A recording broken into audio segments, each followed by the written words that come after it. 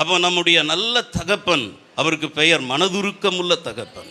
யார் மேல மனதுருகணுமோ அவன் மேல மனதுருக அவர் ஞானமுள்ள தகப்பன். கையை உயர்த்தி அல்லேலூயா சொல்லாமா? துன்மார்க்கனை பார்த்து நீதிமான் என்று சொல்லுகிறவர் நம் தகப்பன் அல்ல. நீதிமானை பார்த்து இவன் துன்மார்க்கன் என்று சொல்லுகிறவர் நம் தகப்பன் அல்ல. அவர் மனதுருக்கம் உள்ள தகப்பன், அவர் நீதி நிறைந்த தகப்பன்.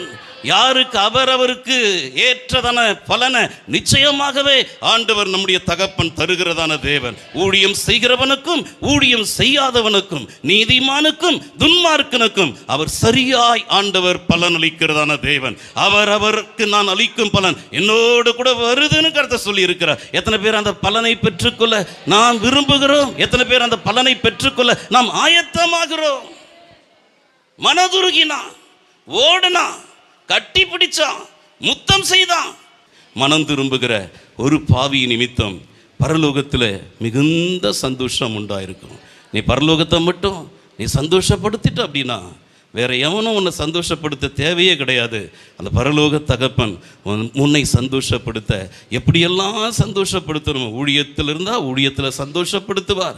விசுவாச ஓட்டத்தில் இருந்தால் விசுவாச ஓட்டத்தில் சந்தோஷப்படுத்துவார். வேலை ஸ்தலத்தில் கர்த்தர் சந்தோஷப்படுத்துவார். குடும்ப உறவில், கணவன் மனைவி நடுவில், பிள்ளைகள் நடுவில் கர்த்தர் வீட்டை கட்டலைன்னா அதை கட்டுக்கக்கூடிய பிரயாசம் விருதா.